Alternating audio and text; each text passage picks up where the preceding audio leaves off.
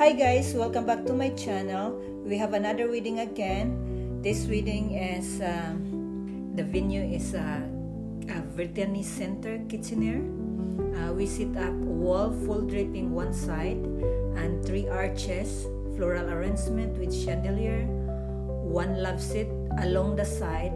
I arranged floral arrangement in there with 11 panel ceiling draping and with lights and chandelier.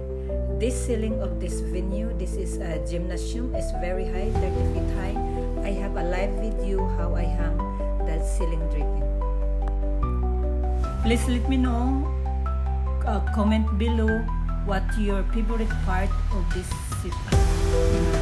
If this